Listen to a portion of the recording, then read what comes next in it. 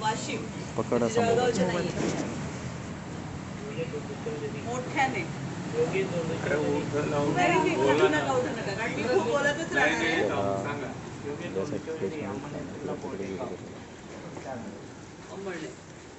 अनिल गोकुळ पाटील राहणार किनगाव काका बसा तुम्ही सगळे मोठे आहेत माझ्यापेक्षा तुम्ही बसा नाही नाही खाली बसूनच बोला माझ्याशी खाली बसून फक्त जोरात आवाज काढा फक्त आवाज मोठ्याने काढा सुनील भगवान काळे राहणार जळगाव महापालिका नगरपालिका नगरपालिकेत तर बाबा नाव दिलीप भांदुर्गे माझं नाव माझा जिल्हा वाशिम आणि वाशिम येथे माझा रिसोर्ट चालू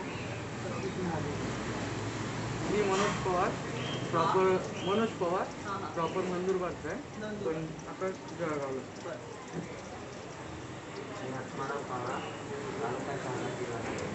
तालुका शहादा गिरीश महाजन राहणार जळगाव आता कसं आहे की वाशिमवर कसे आला तिकडे म्हणजे कोणी सजेस्ट केलं तुम्हाला घरच्यांना माहिती घरचे इथं असतात का तिकडे असतात तिकडेच असतात वाशिमपर्यंत नाव दिलेलं पूर्ण महाराष्ट्रातच आहे हे पहा जे काही कार्य हे करून राहिलेले प्रत्येक जण नाही करू शकत आलं का लक्षामध्ये तर मला फक्त तुम्हाला एक विचारायचं होतं की काय असं एक अनुभव सांगा की जिथून तुमची दारूची सुरुवात झाली एखादं जर कोणी सांगितलं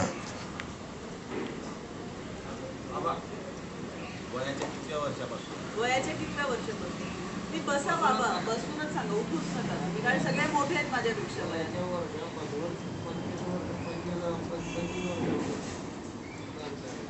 पण सुरुवात कशी झाली भांडणी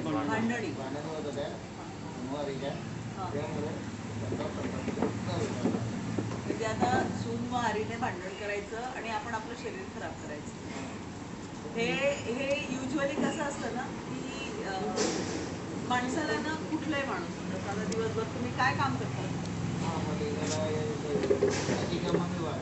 प्रत्येक माणसाची एक अपेक्षा असते आता इथं कोणीच लेडीज नाही पण निघणार आहेत लेडीजचे पण डी ॲडिक्शन सेंटर निघणार आहेत कारण जितकी आता तुम्ही लोक म्हणजे ज्या ह्याच्यामधून येतात ना थोडं हाय फाय क्लासमधले पण भरपूर हे आहे सुरू झालेलं आहे पण दॅट इज एकदम रॉंग आहे आपण आपली संस्कृतीच विसरू बरं सगळ्यात आधी सुरुवात करताना मी आरोग्य भारती ही कोणाला माहिती म्हणजे मी इथं का आले आणि मी इथं कसं काय आले कारण माझी कसं असतं ना माणसाची इच्छा खूप असते इच्छाशक्ती खूप असते पण त्याला काहीतरी निमित्त लागतं म्हणजे आता माझं हॉस्पिटल सांभाळणं 2 मुलं आहेत 2 मुलांना सांभाळणं परत सासू सासरे घरात आहेत प्लस गणपती हॉस्पिटल सांभाळणं प्लस केडीपाडी हॉस्पिटल सांभाळणं ह्या सगळ्या ह्याच्यामधून मी इथं आली तर ते फक्त आरोग्य भारतीच्या माध्यमातून कारण आरोग्य भारतीने ते अरेंज केलं कोणीतरी मला फोन केला की आरोग्य भारतीचं तुम्ही अध्यक्ष व्हाल का तर आरोग्य भारती काय आहे हे तुम्हाला माहिती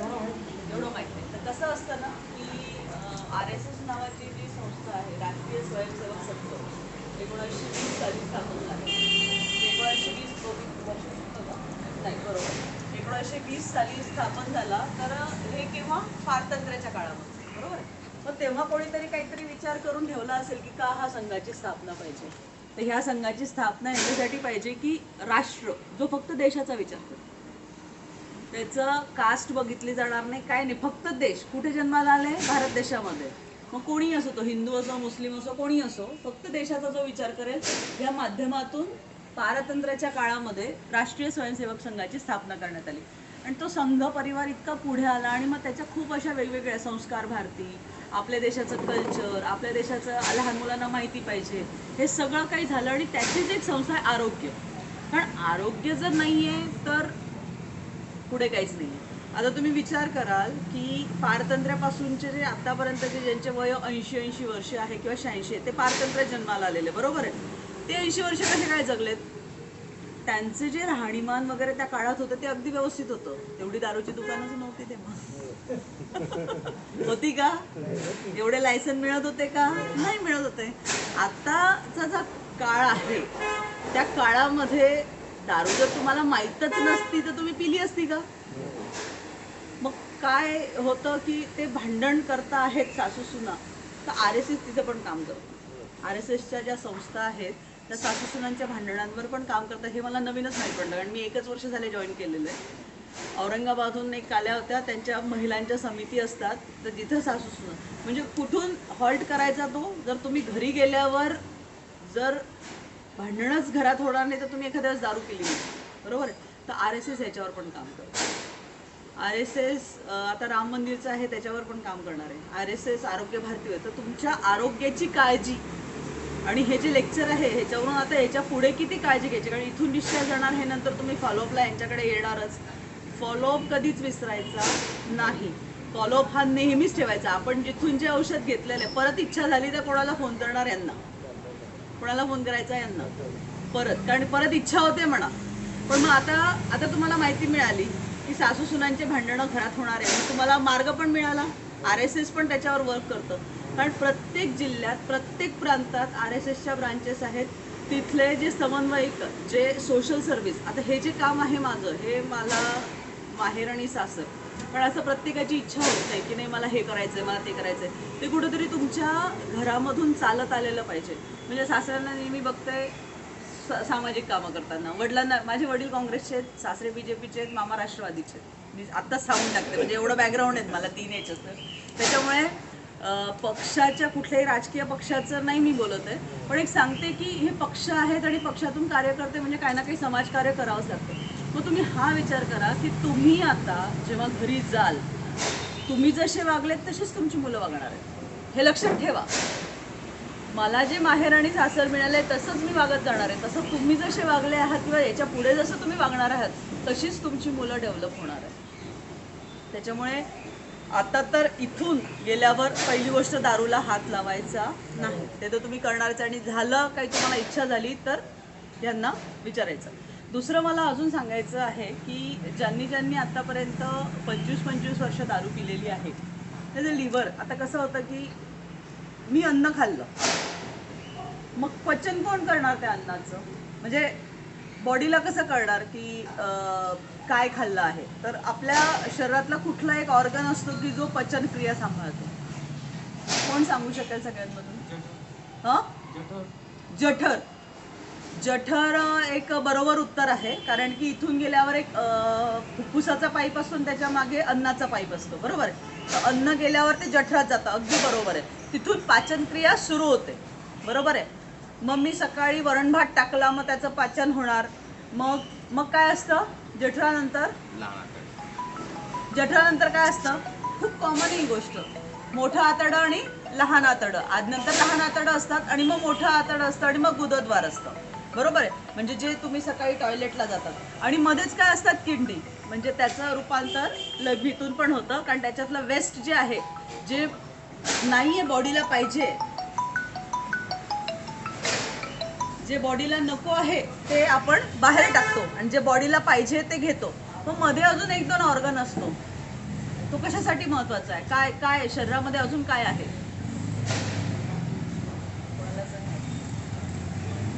शरीरामध्ये अजून काय आहे की जे पचन करतं? आणि दारू पिणाऱ्यांचं काय खराब होतं? काय खराब होतं? काय होतं? लिव्हर खराब होऊन काय काय माहिती की काय काय खराब होऊ शकतं? लिव्हर खराब झालं की काय येतं इथं? काय येतं? काळे काळे काळे पडतात. हा, सुस्त नॉर्मल आहे, ते तर नॉर्मल येते. काय होतं? नाही नाही. तुम्हाला माहिती असेल की जनसामान्यांमध्ये आपण म्हणतो अरे त्याचे डोळे पिवळे झाले, तो दारू पितो. काळे नाही होत, पिवळे होतात. त्याला जॉन्डिस म्हणतो आपण, बरोबर आहे. तो जॉन्डिसचे भरपूर प्रकार आहेत. कॅन्सरमुळे पण जॉन्डिस होतो, पण एक लिव्हर ज्याचं डॅमेज होत जातं ना, त्याचे डोळे पिवळे पडतात. ठीक आहे, हे एक पहिलं. दुसरं अजून काय होतं लिव्हर डॅमेज झालं तर? बघितलं बाकीचे ऑर्गन, लिव्हरच एक मेन ऑर्गन डॅमेज होऊन जातं. पोट फुगतं, पोटात पाणी जमा होतं, कारण की तुमचं प्रोटीन कमी झालेलं असतं. प्रोटीन कमी झालेलं असलं त्याच्यामुळे पोट फुगतं आणि पाणी, म्हणजे मग ते पाणी काढा, हे करा. त्याच्यानंतर काय सुरू होतात? उलट्या, रक्ताच्या. ऐकलंय की नाही ऐकलंय? हे सगळं मी तुम्हाला ICU ॲडमिशन सांगते. जेव्हा शेवटच्या स्टेजला हे तर खूप महान कार्य करतायत.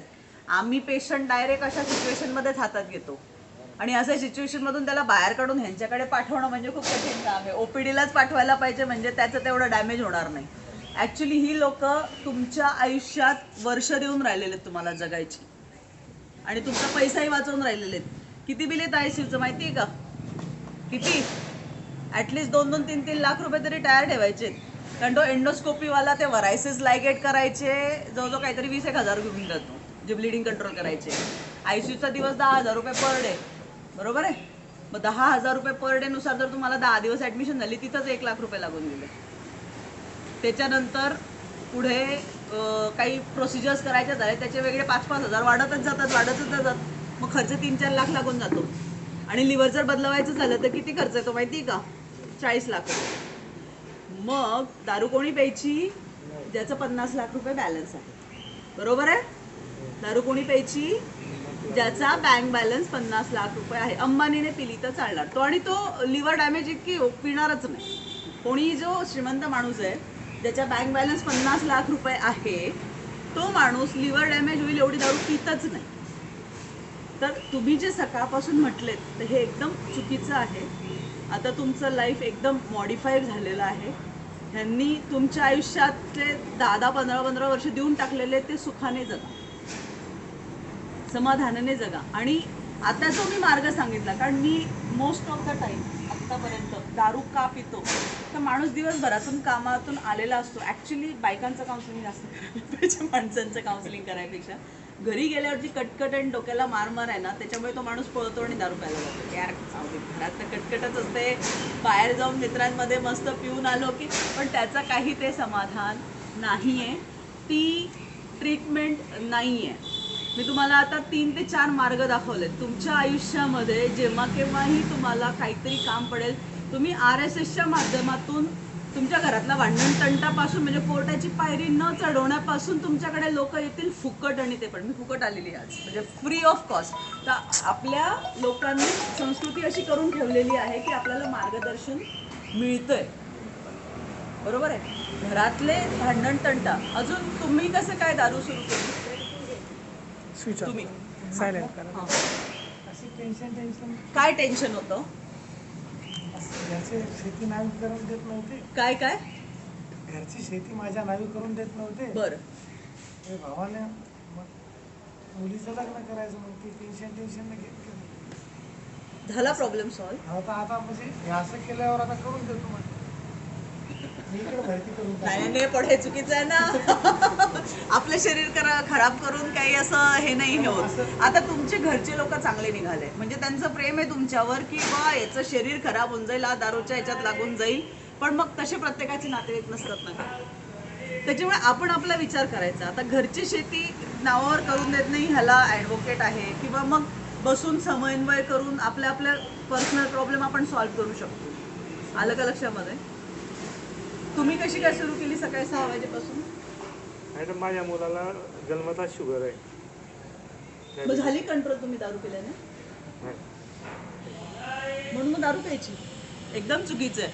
डायबिटीजसाठी तुम्हाला सांगते, पुण्यामध्ये एक संस्था आहे, ती संस्था फुकट घरी मेडिसिन पाठवते. फुकट. त्याचं नाव मी देईल. म्हणजे चिंता तीच असते, कारण आयुष्यभर जर याला इन्सुलिन लागणार आहे. हे पहा, डायबिटीज, बरं एक सांगा, आता डायबिटीज झालाच कसा? एवढ्या लहान मुलांना डायबिटीज कसा काय व्हायला लागला? ह्यालाही कारणीभूत आपणच. एक तर अनुवंशिकता आहे, त्याला तुम्ही काहीच करू शकत नाही. दुसरी गोष्ट म्हणजे आधी काय होतं, आताची जीवन पद्धती काय आणि आधीची जीवन पद्धती काय, त्या ह्याच्यात आपल्या बॉडीला कळलंच नाही की कमी खायचं आहे. आपल्या बॉडीला कळलंच नाही की कमी खायचं आहे आणि व्यायाम जास्त करायचा आहे. योगा जो तुम्हाला इम्प्लिमेंट केला, व्यायाम योगा ह्याच्यातून रोज. आता मिक्सर येऊन गेलंय, फाटावर वंटा नाही आहे, बायकांनाही खूप डायबिटीज व्हायला लागलेलं आहे. माझ्या वयाच्या 40च्या बायका बघा, आणि आम्ही तर गाडीच काढणार, हे करणार ते करणार. स्ट्रेस लेवल सगळ्यांची वाढलेली आहे. त्याच्यामुळे मॉडर्न मेडिसिन पण वाढलेलं आहे आणि सगळं आता उलटं होत चाललेलं आहे. तर हे जर परत सुरळीत करणार असेल तर व्यायाम खूप महत्त्वाचा आहे. घरामध्ये शांतता खूप महत्त्वाची आहे. तुमचं जे कौटुंबिक स्वास्थ्य आहे ते तुम्हीच हेल्दी ठेवू शकता. कमी बोलायचं तर माणसं नेहमी कमीच बोलतात, पण अपेक्षा खूप असते.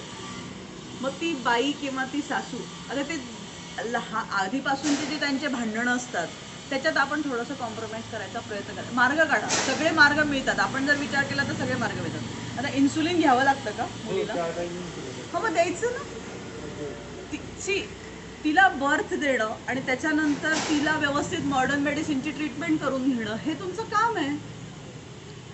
तिला इन्सुलिन आहे, डिपेंडंट डायबिटीज आहे म्हणून आपण दारू पिणं, आपलं शरीर खराब करणं म्हणजे दोन म्हणजे बायकोला अजून प्रॉब्लेममध्ये टाकायचं. तिचा इन्सुलिनचा खर्च आणि तुमचा खर्च अजून वाढवायचा. हां, तिला भरपूर संस्था आहेत, त्या संस्थांच्या मार्फत मोफत इन्सुलिन पण दिले जातात. मॉडर्न मेडिसिनमध्ये बरेचसे आहेत आणि तुम्ही त्याच्यासोबत आयुर्वेदिक पण ट्राय करतात. पण आम्ही आयुर्वेदिक सांगताना हे सांगतो की जे जेनेटिक असतात त्याला आयुर्वेदिक चालू करून मॉडर्न बंद नका, मॉडर्न पण चालू ठेवा. म्हणजे इन्सुलिन जर वर आहे तर तिला आयुर्वेदिक ठीक नाही करू शकत, कारण तो जेनेटिक प्रॉब्लेम. द्यायचं, तिला 4 वेळेस खायला द्यायचं, 4 वेळेस इन्सुलिन द्यायचं, नॉर्मल राहील ती. तिची ट्रीटमेंट जर बंद करून टाकली तर प्रॉब्लेम येईल. पण मग आता सोडणार ना दारू, म्हणजे घेणार नाही ना परत. तुम्ही का घेतली? मला भक्ती करू देत नव्हते. भक्ती करू देत नव्हते. भक्ती कशाची? देवाची भक्ती करू देत नव्हती. 8 वर्ष झालं तर मग जास्तच प्रॉब्लेममध्ये. नाही म्हणजे नाही सांगायचं, म्हणजे किती जायचं. वेळ भक्ती करायची तुम्ही? मला 9 म्हणजे मी हप्त्यात एखाद्या वेळेस 15 दिवसात एखाद्या वेळेस जसा वेळ भेटेल तसा त्या ठिकाणी जात होतो आणि बाकीचा वेळ ऑफिसमध्ये. हां, मग घरचे करू देत नव्हते. हा.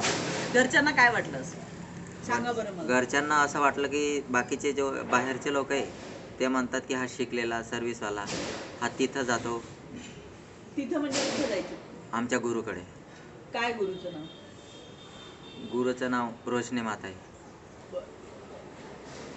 ठीक आहे, कुठल्या गावचे? आम्ही शहादा तालुका रामपूर गाव. शहादा तालुका रामपूर. ठीक आहे. कसं असतं ना भक्ती, आता घरचे म्हणजे कोण? आई वडील नाही म्हणत? आई वडील नातेवाईक सगळे आई वडील नाही म्हणायचे ना? हां. बरं, भक्ती कोणाची करतात तुम्ही? दशामाता. दशामाता. त्या बरं, ह्या सृष्टीचं निर्माण करता कोण आहे? ब्रह्मा. बरं, ठीक आहे. तुमचे निर्माण करता कोण आहे? आई वडील. तुम्ही सगळ्यात कोणाचं ऐकायला पाहिजे? आई वडिलां. त्या सृष्टीच्या ब्रह्माता येणार नाही आता तुम्हाला सांगायला काही गोष्टी, बरोबर आहे? मग तुमचा जो निर्माण करता आहे, कारण ब्रह्मा तर काही दिसत नाही, तो आहे, एनर्जी काहीतरी टाईप आहे, हे सगळ्यांना माहिती. पण मग आपले निर्माण करते आपल्याला जर काही डिरेक्शन दाखवून राहिले तर ते ऐकायला पाहिजे का नाही ऐकायला पाहिजे? नाही, चुकीचं होतं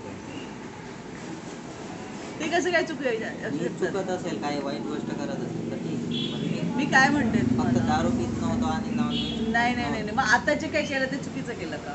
आपण आपल्या निर्माणकर्त्याचं ऐकायचं असं मला वाटतं. एक गोष्ट रेट्रोस्पेक्टिव्हली जा. तुमची जर ते माता जी आहे ना, आली की माझं लग्न झाल्यानंतर, लग्न बी तिथूनच झालं माझं. लग्न झाल्यानंतर असं तुम्हाला वाटतं? लग्न तुमचं तुमच्या शिक्षणामुळे झालं. पुढे लग्न झाल्यानंतर बाईला काढून टाकून. नाही, लग्न जे झालं ते तुमच्या शिक्षणामुळे झालं, तुमच्या याच्यामुळे झालं. तुम्ही जे पैसा कमवतात किंवा त्याच्यात तुम्ही नोकरीला आहे कुठेतरी, त्याच्यामुळे तुमचं लग्न झालं. पुढे बाईला काढून टाकू मध्ये कोण? घरचे. का? तिथं जर तुम्ही जात असेल तर. ठीक आहे. लग्न आता झालं. प्रत्येकाचा वे ऑफ थिंकिंग वेगळा असतो. तुमचा वे ऑफ थिंकिंग, वाईफ हो म्हणते का भक्ती करायला? तिचे चालू दे. नाही, वाईफ आणि तुम्ही दोघंही भक्ती करतात का? मी तर आता सोडून दिली पण करत सोडून दिली. होतो. हां, ठीक आहे. पण आता तुमचं जर लग्न झालेलं आहे तर तुमचा संसार सुरू झाला, हो. मग तुम्ही आणि वाईफ दोघांनी मिळून ठरवायचं पुढे पण घरात कोणी नाही, परत मी एकटाच. इकडं जाऊ का इकडं जाऊ, मध्येच राहा. मला असं वाटतं की कौटुंबिक, एक मिनिट, कुठलीही गोष्ट कौटुंबिक स्वास्थ्य खराब करून जर करायची असेल तर ती करू नये असं मला बऱ्याचदा वाटतं. कारण अल्टिमेटली तुमची निर्माण करते तुमचे आई वडील आहेत. मला काही खूप जास्त कळत नाही. मला एवढंच समजतं की माझ्या आईवडिलांनी जन्म दिलेला आहे तर आधी आईवडिलांचं ऐकायचं. आईवडील माझ्यासाठी देव आहे. गणेशाने जेव्हा हे केलं होतं, आता ह्या सगळ्या पौराणिक कथा आहेत आणि ह्याच्यावर डिस्कशन मी 5 तासही बसली तरी आपल्याला उत्तरं मिळणार नाही आहे.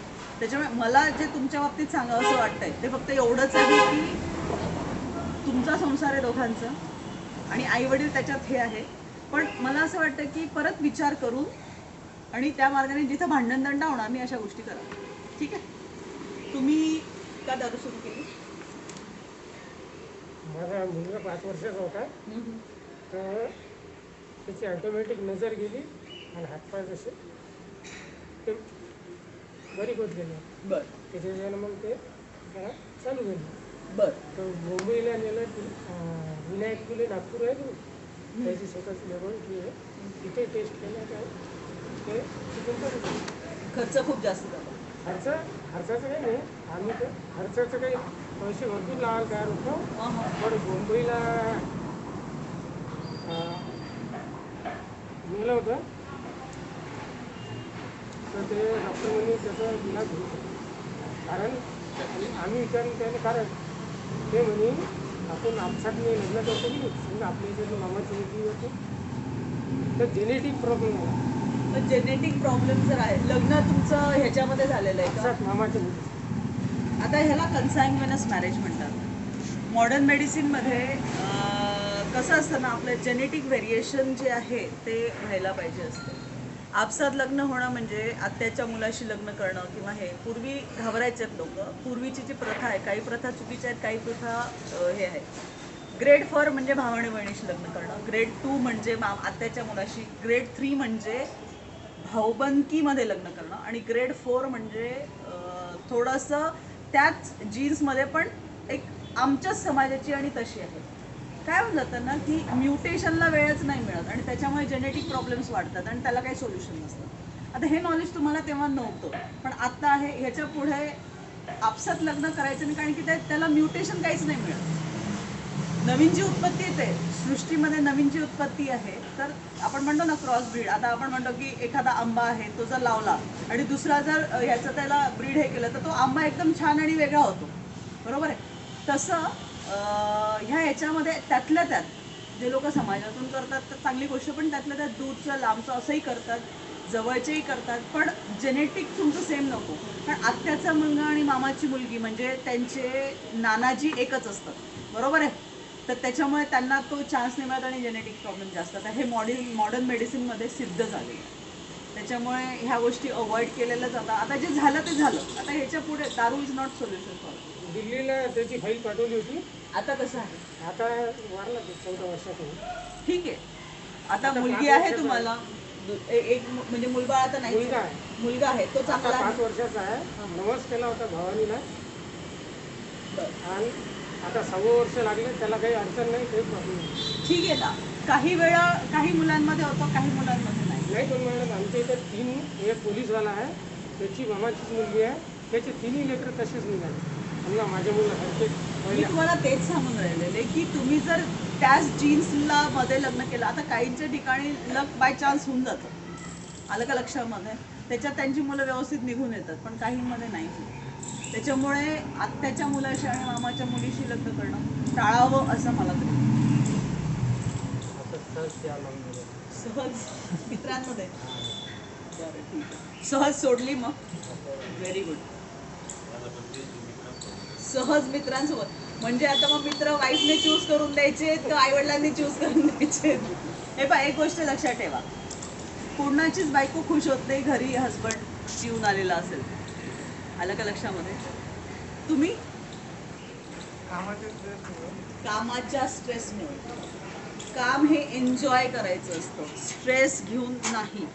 त्याच्यामुळे कुठलीच गोष्ट तुम्ही जे करतात काम ते जर स्ट्रेसफुल सिच्युएशन असेल, त्याचा अर्थ तुमच्या शरीरावर त्याचा वाईट परिणाम होतो आणि तुमचा परफॉर्मन्स होत नाही, आणि त्याच्यासाठी दारू पिणं इज रॉंग, एकदम रॉंग आहे. दारू पिणं ही जी माझं फील्डच असं आहे. काय फील्ड आहे? मी ग्रामसेवक आहे. हं? मी ग्रामसेवक आहे. हं. आता गाव म्हटलं की 12 भानगडी असतात. आता एक स्वभाव पण माझा थोडासा हे स्पष्ट बोलून हे करायचं. कोणाचं गरीबाचं आपण काम जसं मी केलं, आता सगळ्यांचे स्पष्ट बोलून मोकळे होते. काम केलं लगेच दुसरा म्हणतो याचं काम का केलं, याचं काम का केलं, मी नाही सांगितलं होतं ना. अरे पण त्याची म्हणून दारू कंडिशन नाही, एक असं मग ते वाढत जायचं. म्हणजे रोज विचार. रोज भांडणे. तिथं गेल्यावरती आपण सकाळी जायचं, सुरुवात भांडणांपासून.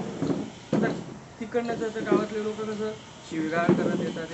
भरपूर वेळेस विचार केला, सिनियर लोकांचा सल्ला घेतला, त्यांनी पण चांगलंच सांगितलं की गाव सोडलं की इकडचं इकडंच विसरायचं, घरी आपण शांततेत जायचं. असं नोकरीला लागल्यापासून 3-4 वर्ष मी केलो. तसं मी प्रयत्न केला मी भरपूर. पण ते नंतर कसं मला कोणी येणार नाही जोरात बोललं म्हणजे इथला ते सेन्सिटिव्ह स्वभाव जास्त. सारखं डोक्यात ते फिरत राहतं. त्याच्यामुळे बरं. मग थोडं घेतलं ते थोडं बरं, पण मग विसरले का दारू घेतल्यावर? दारू घेतल्यावर विसरायचे का भांडणं? शांत झोप लागायची. शांत झोप नाही तर मग रात्रभर जागरण. पण तुम्हाला ऑप्शन्स माहिती आहे का ह्या गोष्टीसाठी, की शांत झोप लागण्यासाठी टॅबलेट्स पण असतात, काही आयुर्वेदिक मेडिसिन पण असतील, तर ते ट्राय करायचं. हां, नाही आता त्यावेळेस माहीत नव्हतं. 2 गोष्टी, तुमचा जो स्ट्रेसफुल आहे, मला असं वाटतं तुम्हाला ते काम आवडतं म्हणून तुम्ही ते ग्रामसेवकाचं काम केलं. थोडंसं डिप्लोमॅटिक वेने ते काम करा. डिप्लोमॅटिक वे म्हणजे माहिती आहे का तुम्हाला? शांततेत कोणाला हर्ट न होता चुपचापमध्ये जे काही कामं करता येतात. हां, हो, स्पष्ट बोलणेपणा कधी चांगला असतो कधी वाईट असतो. प्रत्येकाचा स्वभाव हा त्याच्या अगोदरच्या ह्याच्यावरून ठरलेला असतो. तर what I will advise you की तुम्ही जे काम करतात भांडणं मिटवायचे वगैरे, पण त्याच्यात तुम्ही एकच गोष्ट विचार करायची की कुठली गोष्ट. आता मी CPRचे लेक्चर घेते, म्हणजे कोणी कार्डियक अरेस्ट जर झाला ना तर त्याला पंपिंग कसं करायचं वगैरे. त्या लेक्चरमध्ये पण सांगताना मी सगळ्यात आधी विचार करायची की काही लोकांचा स्वभाव असतो की नाही समाजासाठी खूप करायचं हे करायचं, आणि त्याच्यात आपण स्वतःला विसरतो. स्वतःला विसरायचं नाही. सगळ्यात आधी आपली सेफ्टी महत्त्वाची. आपण सेफ आहोत का? आपलं कुटुंब सेफ आहे का? तुम्ही, तुमचं कुटुंब आणि त्याच्यानंतर बाहेरचे लोक. त्याच्यामुळे तुमच्या कुटुंबामध्ये जर प्रॉब्लेम येत असेल ह्या गोष्टीमुळे, पण त्यांचा भांडण तडटा सोडवण्यामध्ये तुम्ही दारूच्या ह्याच्यात लागले आणि तुमच्या कुटुंबात तुम्ही कलह केला इनडायरेक्ट वेने, झालाच असेल ना, आवडलं तर नसेल. माझ्या कुटुंबात काहीच प्रॉब्लेम नाही, तुमच्या कुटुंबात काही प्रॉब्लेम नाही, तिची चांगली गोष्ट आहे. पण दारूच्या ह्याच्यात नंतर थोडा नंतर झाला असता ना, तुम्ही राईट टाईमला एखाद्या वेळेस आले इथे आणि राईट टाईमला तुमची सुटली दारू, ही एक तुमचं लकचा भाग झाला, हा तुमचा नशिबाचा भाग झाला की तुम्ही लवकर तुमची सुटली. पण आता ह्याच्या पुढे तुम्ही ते काम करणारच आहात. तुम्ही तुमचं काम कंटिन्यू करताना तुम्ही थोडंसं डिप्लोमॅटिक वेने येता की ज्याच्याकडून हर्ट होणार नाही, आणि थोडासा स्पष्ट वक्तेपणा थोडासा आपण मग बाजूला ठेवायचे. जिथं भांडण होतं ते तुम्हाला माहिती की कुठं ते कंट्रोल करायचं. आणि आमच्या ह्याच्यात कसं असतं, काही वेळेस ना आपल्याला काम करून घ्यायला लावतात. चला करा, काही झालं मी तुझ्या मागं आहे. आणि जेव्हा काही प्रॉब्लेम झाला, दुसऱ्यांनी हे केलं, मी तर नाही सांगितलं तर ते आपणच केलं, पूर्ण आलं, मग लगेच ऑफिसचा प्रेस येतो, वरून आपल्याला साहेब विचारतात तू कशाला हे केलं, हे मग नोटीस येतात, उत्तरं द्या, हे द्या. मग त्यामुळे जरा मग ते थोडंसं भीती वाटायची. तुम्हाला थोडंसं ह्याच्यामध्ये भीती वाटायची, मग त्याच्यामुळे ते थोडंसं हे होतं. की थोडंसं घेतलं, थोडंसं याच्यामध्ये सगळं व्यवस्थित झालं. पण आता तुमचं पुढे परत काम तेच राहणार आहे, काम तर काही बदलणार नाही आहे. सो काम न बदलण्यासाठी मला तरी असं वाटतं की तुम्ही थोडासा पद्धत बदलवली तर बरं राहील. कारण की हे असं होत राहणार, नोटिसा ह्या येत राहणार, येणार, म्हणून मग समोरच्याला हर्ट न करता ते काम आपण चुपचापमध्ये करून घ्यायचं. ठीक आहे, भरपूर आहे. मी बऱ्याच प्रयत्न करतो भरपूर शांत. किती संतापात आलेला व्यक्ती असला, शिपायाला सांगायचं खुर्ची टाक, एक पाण्याचा ग्लास, पाणी पी पहिले, सांग तुझा काय प्रॉब्लेम आहे, काय एवढं करूनही परत अजून ते जे आहे नाही. कारण की त्याच्यामध्ये कसं असतं ना, 2 ग्रुप असतात गावामधले. माझे मामा पण सरपंच होते, ते मला नेहमी सांगायचे. आणि ते त्याच्यामध्ये काय असतं ना की गावाचा प्रॉब्लेम खूप मोठा आहे. ग्रामसेवक म्हटल्यावर तुम्ही सगळ्यांना खुश नाही ठेवू शकत. त्यातल्या त्यात एकदम शांततेत विचार करून थोडं मेडिटेशन करायचं, सकाळी 10 मिनटं 15 मिनटं एकदम शांत बसून जे काही आपल्या चुका असतात, कारण प्रत्येक माणूस परफेक्ट असतो, मी पण चुकते, सगळेच चुकतात. एक मेडिटेशन एक 10-15 मिनटं जर शांत विचार केला तर तुम्हाला सुद्धा तुमचा मार्ग मिळेल त्याच्यातून की कसं ते डिप्लोमॅटिकली हँडल करायचं. कारण तुम्ही सगळ्यांना खुश नाही ठेवू शकत. मग त्याच्यात विचार करायचा की आपण बरोबर व्यक्तीलाच खुश ठेवायचं. कारण निकाल तर तुम्हाला एकाच्या बाजूने द्यायचा आहे. जो चुकीचा आहे त्याच्या बाजूने तुम्ही काही निकाल देणार नाही, पण जो चुकीचा आहे त्यालाही हर्ट न करता जो चांगला आहे त्याच्या बाजूने तुम्हाला जर उभं राहायचं आहे तर ते थोडंसं डिप्लोमॅटिक वेने घ्यावं लागेल. त्याला दुसरा पर्याय नाही आहे. कारण की तुम्ही तो त्याचा फायदा बघेल. जो चुकीचा आहे ना तो त्याचा फायदा बघेलच. तुम्हाला सांगतो काय, एकाचं जर आपण 10 कामं केले तर एकदम चांगले, आणि एकच काम आपण त्याला नाही सांगितलं कारण ते इनलिगल आहे, नाही केलं तर वाईट, मग तो अजून दुसऱ्या माणसांना हे करून माघार यायच्या मागं, मग अजून आपल्या मागं लागणार ते. त्यामुळं मग ते ना तुमचं थोडंसं काम विसर. खूप चांगलं आहे. इलिगल कामांना तुम्ही हे देत नाहीये, पण इलिगल कामं जे लोक करू देत नाही त्यांचं आयुष्य थोडंसं कठीण असतं. हा, पण ते कठीण आयुष्य सोपं करणं पण तुमच्याच हातात आहे. बरेचसे लोक आहेत, त्यांचं चरित्र वाचा. त्यांनी कसं ते हे केलं, जसं मुंडे साहेब आहे, एकदम क्लीन चिट माणूस, म्हणजे काय विश्वास नागरे, एकदम क्लीन चिट. यांची चरित्र वाचा, कसे ते हँडल करायचे, कशा सिस्टीममधून बाहेर जाऊन कसं त्यांनी हे केलं, तसं करू शकतात तुम्ही. ठीक आहे, मला असं वाटतं खूप वेळ घेतला मी तुमचा.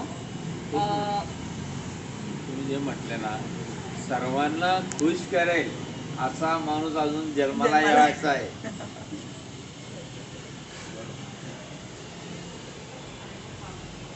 बोला चंद्रराव, यांचा परिचय आपले डॉक्टर साहेबांचं एकदम जवळचे आहे. पप्पांचे ना, हो, आलेले आहेत ना ते. माझे नाव विसरले पण. डॉक्टर मुकुंद गोसावी, मुकुंद भाऊ गोसावी खूप हे राहतात, खूप याच्यात राहतात. छान झाला अजून काय त्याच्या मारलं पण अजून थोडक्यात सांगतो यांच्याबद्दल. रक्तदाते येते आतापर्यंत 100च्या वर केलं. आला दुसरी गोष्ट असं आहे की डोळ्यांचे ऑपरेशन तर पेशंटलाही घेऊन येतात. 100 लोकांचे ऑपरेशन इकडे रिक्वेस्ट करून फ्री करून देतात. चांगली गोष्ट. बरंच काही आहे. चांगली गोष्ट. आणि त्यांनाही माहिती आपले सरांना. चांगली गोष्ट. तर काही प्रश्न असतील तर सांगा. मला जे सांगायचं होतं ते मी सांगितलं, पण काही प्रश्न असतील तर विचारू शकतात. एक 5 मिनटं आहेत, मग मला रॉंगलाही जायचं आहे.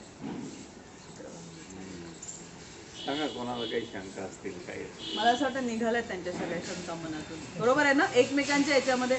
सॉरी, कारण की तुमचं माझ्याकडून काही बोलण्यात जर चुकलं असेल तर प्रत्येक गोष्ट तुम्ही ऐकायलाच पाहिजे असं नाही. सगळे मोठे आहात माझ्यापेक्षा, पण 2 गोष्टी एकदम लक्षात ठेवा. एकमेकांचे प्रॉब्लेम एकमेकांना सांगून पण सॉल्व्ह होतात.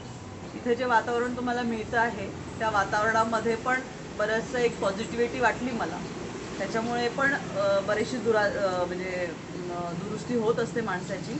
आणि ह्या माध्यमातून तुम्हीच लोकांना सांगून तुम्ही आता ठरवायचं की 10 लोकांना तुम्ही एक टार्गेट ठरवायचं की तुम्ही जो मार्ग निवडला आहे तो मार्ग तुम्ही द्यायचा समोरच्या. कारण हे चालूच राहणार आहे कंटिन्युअसली. जितकी दारूची दुकानं आहे तितकं ती अवेलेबिलिटी आहे.